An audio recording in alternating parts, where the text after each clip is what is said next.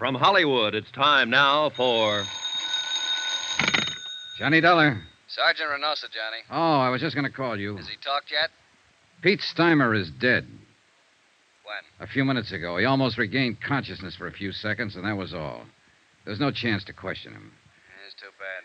Yeah, he might have been able to clear it up for us. I think maybe it is cleared up, Johnny, or will be at least in the next hour. What do you mean? We picked up Marty Midnight. When? Where? A few minutes ago at the bus depot with a ticket for San Diego in her hand. I haven't talked to her yet. They're holding her downtown headquarters. Why don't you meet me there? Fine, right away. Looks like the wind-up, Johnny. I hope so. I really hope so.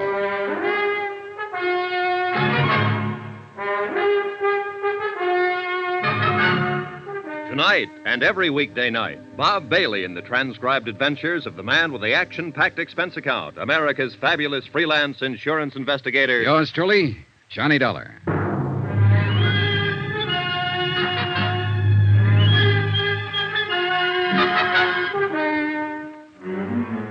From Special Investigator Johnny Dollar, location Los Angeles, to the home office, Trinity Mutual Insurance Company Limited, Hartford, Connecticut. Assignment, the Caylin matter. Expense account, final page. Item 12, $1.60. Taxi from Queen of the Angels Hospital to police headquarters and interrogation room 9. The police clerk showed me to the observation anteroom and left. I paused for a moment and looked in through the one-way mirror window. Sergeant Reynosa was already there, and the girl, Marty Midnight, sat facing him across a plain wooden table. He was glancing through the arrest file and apparently hadn't started to question her yet. She was younger than I'd expected, not over 22 or 23, and she was obviously scared. But her face was set and ready, sullen, defiant. I tapped on the door, and the jail matron let me in. Oh, come on in, Johnny. Take that chair, if you will. Thanks. When do I get to see a lawyer? You go under the name Marty Midnight? That's right. I said What's your real name? How long have you been in Los Angeles? Where'd you live before that? You see we got hold of here, Johnny? Yeah, I see. One of those wise ones, or so she thinks. If you're ever arrested, keep your mouth shut. Somebody told her that back along the line. She thinks it's good advice. I want a lawyer. Don't talk. They can't pin anything on you. She believes it. She'll probably still believe it right at the door of the gas chamber. I haven't done anything. You gotta let me see a lawyer. It's a law. You'll see one at the usual time. I know that law, too, Marty. And you're not being deprived of any of your legal rights. What's your real name? Well, then I guess we'll have to contact your folks and see if they have any influence. Contact my folks? Who are they? Go on, tell me. Well, let's see. Oh, yes, Mr. and Mrs. John R. Jackline of San Diego at 426... How did you find out? And your name is or was Jean Luann Jackline. Don't let my folks know, please. I'll talk, Sergeant. I'll answer anything you want to know. If you just won't use my real name. If you won't let my folks find out, please. Suddenly, she was just a frightened kid, not a hard-boiled little chorus pony, a nightclub stripper, but only a scared girl who didn't want her folks to find out. She kept her head down, and she answered Reynosa's questions, her eyes lowered like a repentant school kid who had been caught playing hooky. Then I remembered. The charge here was murder. Did you know that Eddie Caylin was married when you started going around with him? Not at first. And later you found out, but you kept on going with him. Well, he said he was getting a divorce. He said he'd been trying to get free of his wife for 6 months, but she wouldn't let him. Did you believe that? Well, yes. I don't know. I didn't until he came here that night. He said we're going to run away to Mexico together. The night he killed Mike Kelso? Yes, but I told you I didn't know about that until 2 days later. And it was self-defense, honest. Mike was trying to hold him up to get back the money Eddie won in that poker game. It was self-defense. Then why did Eddie go into hiding? Well, I told you that, too. It was his chance to get away from Lila and... Where were you going when the police arrested you over there in the bus station? San Diego. To my folks. Nobody here ever knew me by any name except Marty Midnight. I didn't think you could trace me. And you didn't want to be traced? Well, of course not. I came back and saw the police car at my apartment, and then I knew you'd found Eddie. I didn't want to be mixed up in it. Why'd you kill him? Marty? Kill who? Eddie. It wasn't Eddie. It was Mike Kelso. Eddie's the one who killed him in a fight. I told you that. It was... Oh, but you know it wasn't Eddie. You picked him up at my apartment, didn't you? Yeah, sure. We picked him up. In a basket. What? He's across the street from the morgue. Why'd you kill him, Marty? I didn't kill anybody. I didn't know Eddie was dead. I was coming home and I saw the police car. I thought you'd found him, that's all. I didn't know he was dead. I didn't kill him. You gotta believe me. I didn't know anything about it, honest. Honest. Marty Midnight. Sharp, hard, tough. A striptease dancer who'd been around, knew all about it. Marty Midnight. A scared, sobbing little child. Honest. Cross my heart and hope to die. Well, maybe she would. I left a few minutes later, and Sergeant Reynosa walked out with me to get a breath of air. It was a cold, gloomy night with a gray dawn just ahead. 3 people were dead. And in the great stone building we walked out of, the machinery was grinding away, getting ready to take the life of a 4th one. Well, I guess I better get back inside, Johnny. You all right, Sergeant? The lab boys are making a paraffin test. You know, it's too bad. She's just a kid. Yeah. I was hoping it'd be Topo Leanley. That I'd love. He's long overdue. Well, he's still on the loose.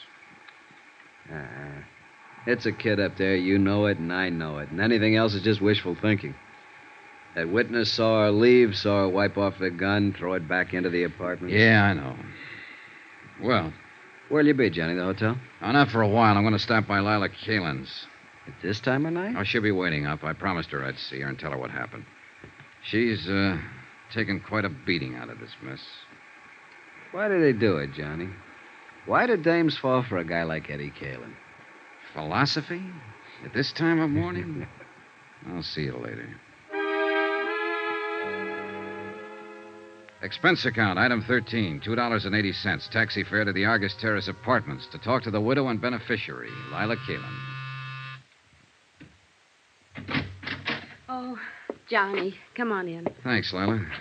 I've been sitting in here in front of the fireplace all night long. I'd almost given you up. Well, a lot of things happen. Man, I'm really beat. Coffee or a drink? Coffee, I guess. Black. Is it all over now, Johnny? Well, it amounts to that. They've apparently got the killer. Who? That girl he was hiding out with, Marty Midnight. She's a striptease dancer. Why? Why did you do it? The money, I suppose. They haven't found it yet, but they will. Here's your coffee. Oh, thanks. I feel sorry for her. Maybe because I feel sorry for myself or anybody who ever got mixed up with Eddie. Why do we do it, Johnny? Why do we go blind when a guy like that comes along? I don't know. You tell me.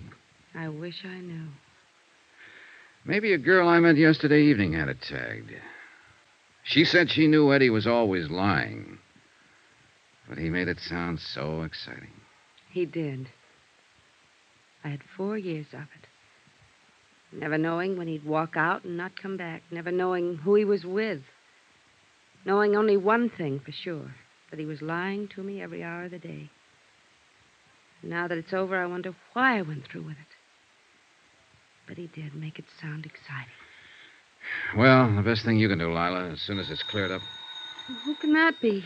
This Oh, it time? might be Sergeant Reynosa. I told him I'd be here. Hello? Oh, yes, just a moment. You were right. Thanks. Yeah. Hold on to your hat, Johnny. It's wide open again. What do you mean? That paraffin test, negative. What? Marty Midnight hasn't fired a gun in the last 2 days. She was telling the truth, witness or no witness. So it looks like Topo Leanley's the boy. Sergeant, wait. Huh? What was Marty wearing when they picked her up at the bus depot? Why, well, the same thing she was when you saw her. Skirt and sweater. Did she have a coat on? Short jacket. What are you getting at? Hey, Johnny, you still there? Sorry, I was thinking, and it figures. Sergeant, can you come out here right away? To Lila's place? Why? It's important. Believe me. All right, Johnny, right away. What was it, Johnny? Lila with the coal black hair. It's beautiful. Well, thank you, Johnny. Pepita has black hair, too. And Marty Midnight. Eddie only liked dark-haired girls. But Marty didn't have a white raincoat. I'll bet you do, though. What? Where is it? Here in the closet? Johnny, Uh-huh. what's this all about? A witness saw a girl leave Marty's apartment right after the shots. But it was dark, and all the witness could make out was the black hair and the white raincoat. What do you mean? The witness saw the girl wipe off a gun on the front of her coat, then throw it back into the apartment and run. There are smudges on your raincoat, Lila. It's grease off the door of the car. Supposedly, you haven't been out of this place since I talked to you yesterday evening. But it hadn't started to rain then, and the coat's damp. Why did you kill him, Lila? You're out of your mind, Johnny. It's no use, honey. Reynosa's is on his way out here. They'll make a paraffin test and prove you fired a gun. They'll probably dig up the taxi driver who took you out there. They'll search the place here, find the money. Was that it? The money? Was that why you killed him? No. I didn't mean to. When I went out there. Yesterday evening while I was talking to you, I suddenly wondered if it might not have been somebody else's body in that car. I knew about Marty Midnight, of course. I knew about all of them. After you'd gone, I went out there. Waited until I saw Pete Steimer leave. Finally, Marty. And I forced my way in. So? And Eddie was furious. We argued and fought. Eddie drew a gun on me. He threatened me. We struggled. So that's going to be your pitch, huh? A plea of self-defense. That's it, Johnny. Self-defense. Well, good luck. You'll need it.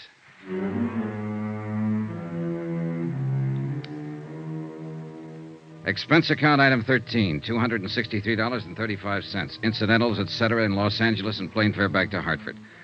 Expense account total, $596.85. End of expense account. End of report. Remarks? So the question still stands.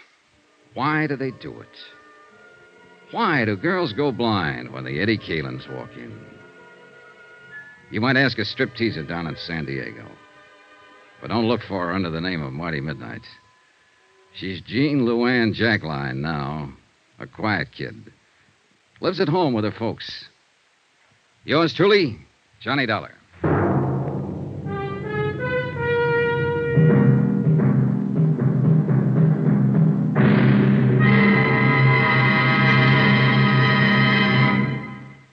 Now, here's our star to tell you about next week's intriguing story. Next week, the case of a beautiful girl who refuses to see the man she loves as he really is. A killer. Join us, won't you? Yours truly, Johnny Dollar.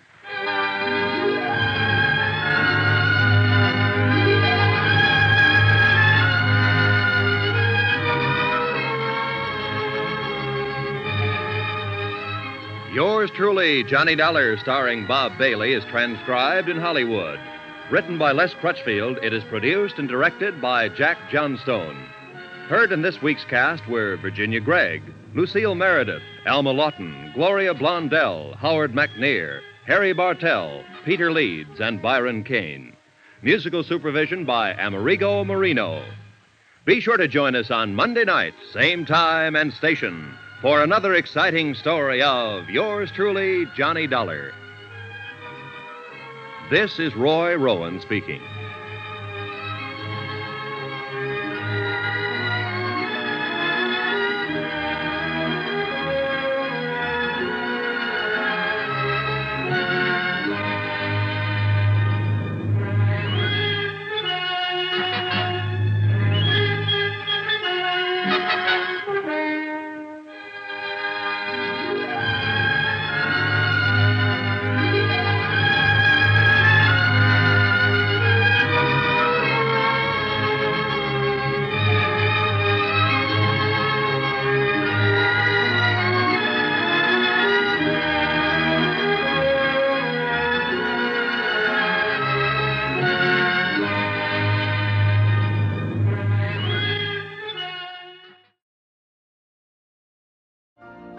You've been listening to the OTR Gold Network.